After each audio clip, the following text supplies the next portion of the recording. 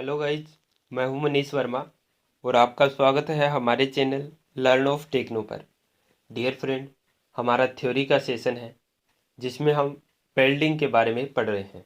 7 से 8 क्लासें वो वेल्डिंग की हमारी हो चुकी है इससे पहले। तो अगर आपने पहले के वीडियो को नहीं देखा है तो पहले की वीडियो को देख लीजिए, डिस्क्रिप्शन में आपको लिंक मिल जाएगा। और वेल्डिंग का लेसन है वो हमारा क्या होता है, काफ़ी बड़ा होता है। तो इसके लिए क्या है, इसकी काफ़ी वीडियो आते रहेंगे, कंटिन्यू आपको मिलते रहेंगे। ज़्यादा बड़े वीडियो भी नहीं बना सकते हैं क्योंकि फिर वो बोरिंग लगने लग जाता है। तो इसलिए 15 से 17 मिनट तक के वीडियो आपको मिल जाएंगे सभी। तो पहले के वीडियो को ज़रूर वॉच कर लीजिएगा। चलिए आज की क्लास है वो शुरू करते हैं।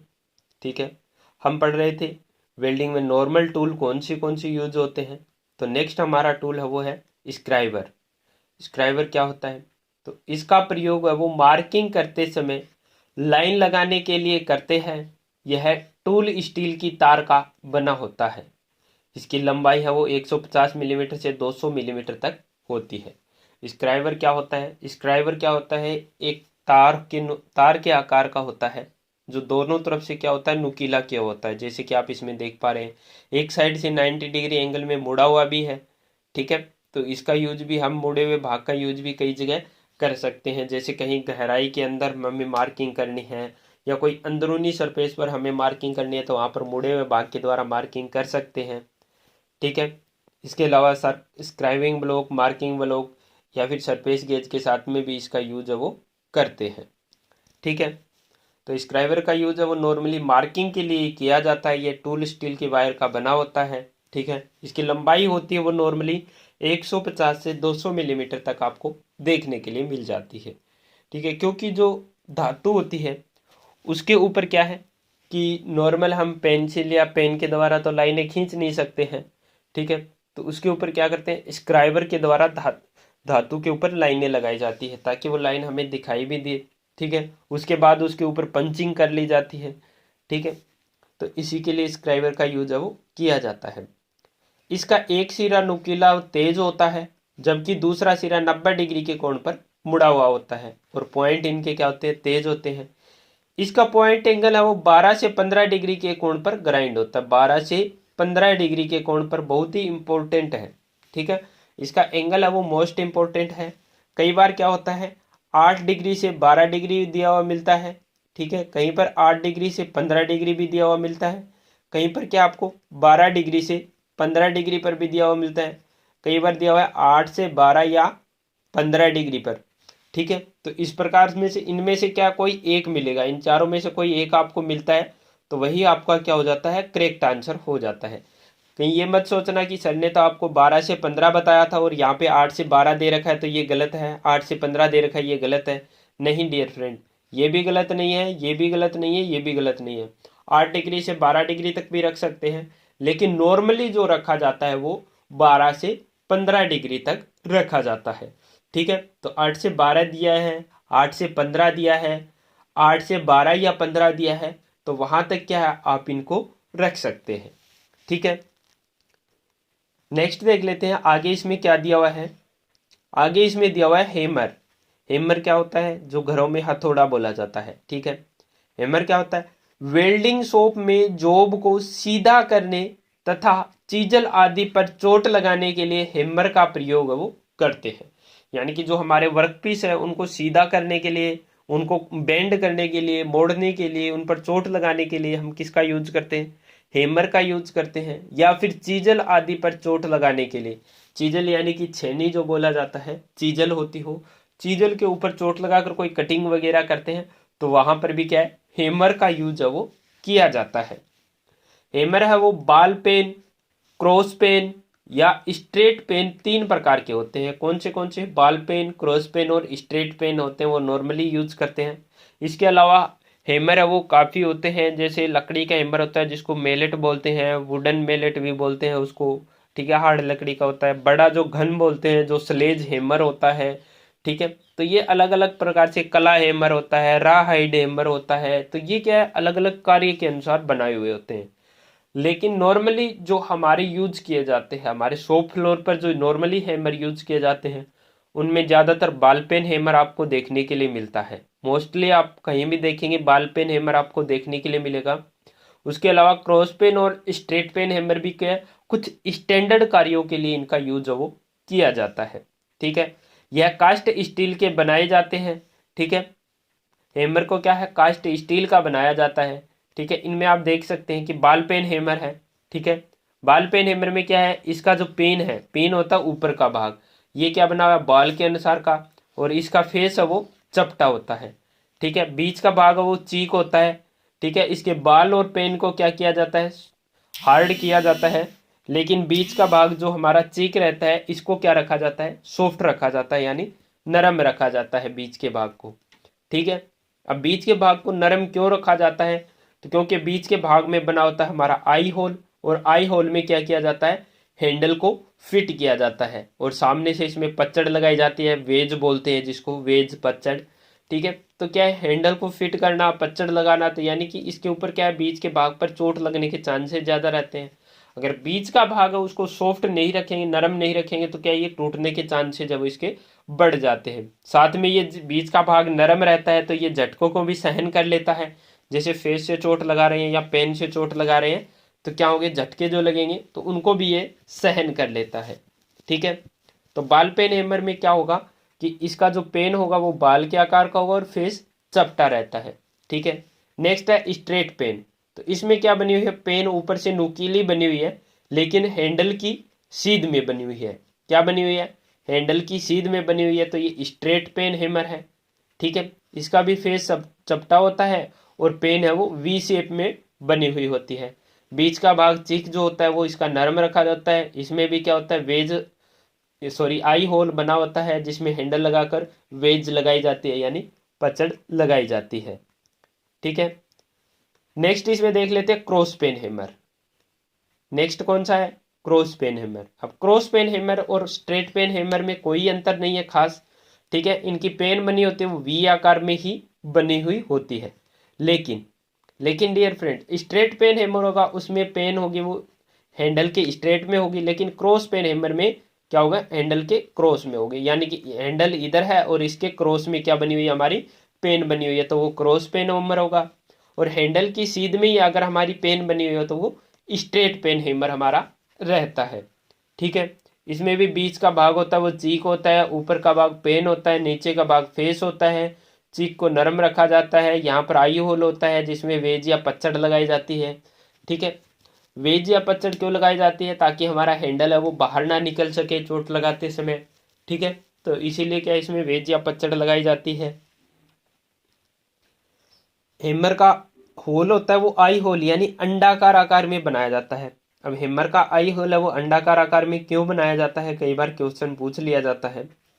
तो डियर फ्रेंड, आपको हमेशा याद रखना है कि हैमर का आई होल है वो इसलिए बनाया जाता है ताकि हैंडल है वो घूम ना सके, होल के अंदर हैंडल है वो घूम ना सके। इसके लिए क्या किया जाता है कि होल को क्या कर दिया जाता है, आई होल यानी अंडाकार आकार में बना दिया जाता है।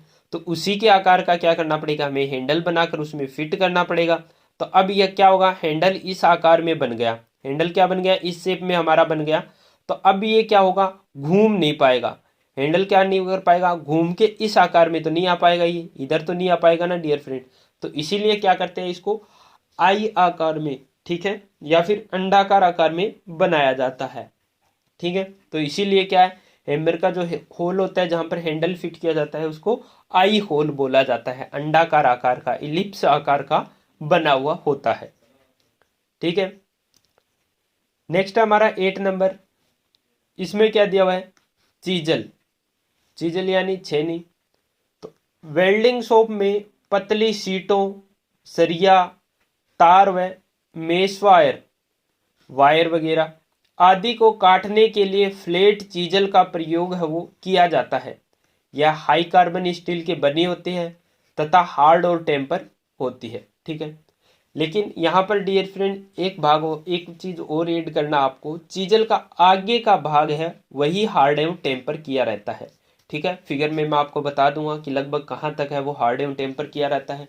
पीछे का भाग है वो भी चीजल का क्या रखा जाता है, सॉफ्ट रखा जाता है।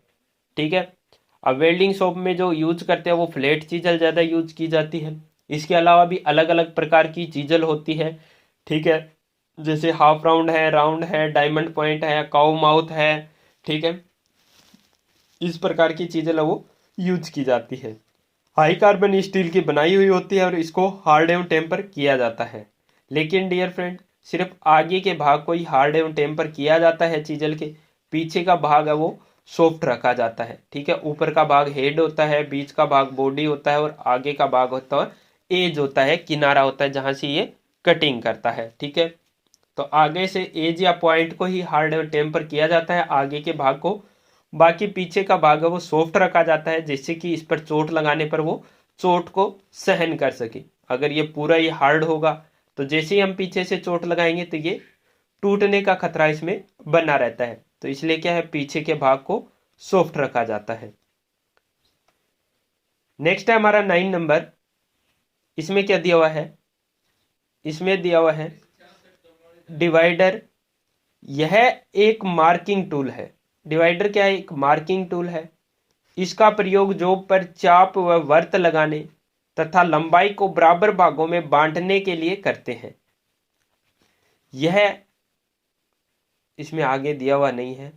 यह भी क्या है, माइल्ड स्टील का बना हुआ मिल जाता है, हाई कार्बन स्टील के भी मिले हुए मिल जाते हैं। ठीक है, का बना होता है। इसके वर्किंग पॉइंट है वो केस हार्ड होते हैं। अब आपको ध्यान क्या रखना है कि इसके वर्किंग पॉइंट क्या बोला है, केस हार्ड बोला है। केस हार्ड बोला है मतलब ये माइल्ड स्टील का बना हुआ है, क्योंकि एमएस माइल्ड स्टील को क्या हम ओनली केस हार्ड कर सकते हैं। हाई कार्बन स्टील HCS या फिर हाई स्पीड स्टील को क्या हम हार्ड एवं टेम्पर कर सकते हैं। ठीक है, तो इसने बोला है कि इसके वर्किंग पॉइंट को क्या बोला है, केस हार्ड किया जाता है। केस हार्ड इसके वर्किंग पॉइंट को किया जाता है, यानी कि माइल्ड स्टील का बना होता है। अगर यहीं पर हार्ड एवं टेम्पर लिखा होता तो यानी कि ये हाई कार्बन स्टील या हाई स्पीड स्टील का बना हुआ होता है। डिवाइडर होता है एक इस आकार में बना हुआ होता है। ठीक है, जैसे यहाँ पर इसका क्या हेड बन गया, अब ये यहाँ पर आके मिल रहा है, ये आगे से नुकीला होता है बिल्कुल। ठीक है, दोनों तरफ से। तो अब इससे क्या होगा कि वर्त लगाना है, कोई चाप लगाने हैं या फिर कोई सीधी लाइन है, इसको क्या बराबर भागों में डिवाइड करना है। तो यहाँ पर रख दिए, यहाँ चाप मार दिए, यहाँ पे रखे, यहाँ चाप मार दिया, इसे बराबर भागों में डिवाइड भी कर सकते हैं। तो इसीलिए क्या है, इसको डिवाइडर कहा जाता है, या डिवाइडर का यूज है वो नॉर्मली जो डिवाइडर का यूज रहता है वो वर्त या चाप लगाने, लंबाई को बराबर भागों में बांटने के लिए किया जाता है। नेक्स्ट है हमारा 10 नंबर, चिपिंग हेमर। अब पीछे हमने हेमर पढ़ा था, अभी आया चिपिंग हेमर। तो चिपिंग हेमर होता है वो अलग रहता है, थोड़ा सा काम वही है, ये भी चोट मारेगा, लेकिन ये क्या करेगा, साथ में चिपिंग करेगा, यानी कि बर वगैरह हटाएगा, छीलन हटाएगा। तो चिपिंग हेमर क्या होता है, वेल्डिंग शॉप में वेल्ड जोड़ को चेक करने तथा स्लेग को उतारने के लिए प्रयोग किया जाता है। स्लेग आ जाती है जब हम वेल्डिंग करते हैं, तो क्या होता है, हमारे ज्वाइंट पर स्लेग आ जाती है, एक परत सी चढ़ जाती है। ठीक है, तो वो ऑक्सीडेशन की वजह से होता है, तो उसको हटाने के लिए क्या हम चिपिंग हेमर का यूज करते हैं। अब इसमें क्या है, बाल और पेन इसके क्या दोनों तरफ से क्या है, टेपर किए हुए हैं। तो इससे जैसे ही चोट लगाएंगे तो ये क्या करेगा, वहां से उस धातु को या वेस्ट मटेरियल को क्या कर देगा, उखाड़ देगा। तो इसीलिए क्या है, इसका चिपिंग हेमर नाम रख दिया, यानी कि इसका क्या कार्य के अनुसार इसका क्या है, नाम रख दिया है। ठीक है, नेक्स्ट है हमारा वायर ब्रश।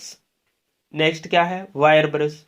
तो वायर ब्रश क्या है, यह लोहे की तारों का ब्रश होता है। इसका प्रयोग वो वेल्ड ज्वाइंट को साफ करने के लिए किया जाता है, ताकि वेल्ड है वो क्रैक चेक किया जा सके, यानी कि वेल्ड में क्रैक आए हैं नहीं आए हैं उसको चेक किया जा सकता है। इसका प्रयोग एक ही दिशा में चलाकर करना चाहिए, ये नहीं कि आगे चलाया पीछे चलाया, आगे चलाया पीछे चलाया, फिर इधर से इधर चला दिया, इधर से इधर, दाएं से बाएं चला दिया, ऐसे नहीं करना चाहिए। आगे पीछे चलाना चाहिए, या फिर ऐसे ऐसे चलाना चाहिए। ठीक है, यानी एक ही दिशा में चलाना चाहिए। इसकी तारें है वो अधिक गर्म ज्वाइंट पर रगड़ने से अपनी लचक वो खो देती है, इसलिए इसका प्रयोग वो ध्यान पूर्वक करना चाहिए। लचक क्या होती है, ये मुलायम होते हैं थोड़े। वायर ब्रश होते हैं बिल्कुल ये धातु के तार बने हुए होते हैं, लेकिन इतने ज्यादा हार्ड नहीं होते हैं। अगर ये क्या होगी, गर्म पार्ट के संपर्क में आएंगे तो ये भी क्या हो जाएंगे, गर्म हो जाएंगे। ज्यादा गर्म हो जाएंगे तो उसके बाद में क्या, इसमें ब्रिटलनेस का गुण आ जाएगा। तो इसीलिए क्या है, इनका ध्यान रखना चाहिए। ठीक है, वायर ब्रश आपने नॉर्मली देखा ही होगा, घरों में भी यूज किया जाता है। तो वही वायर ब्रश है वो वेल्डिंग जॉइंट पर लगाने के लिए यूज किया जाता है। ठीक है डियर फ्रेंड, आज की वीडियो में बस इतना ही। वीडियो अगर आपको अच्छा लगता है तो ज़्यादा से ज़्यादा शेयर कर दीजिए। हर शाम 6 बजे और हर शाम 8 बजे आप हमारे चैनल पर विजिट करना ना भूलें। ठीक है dear friend, wish you all the best.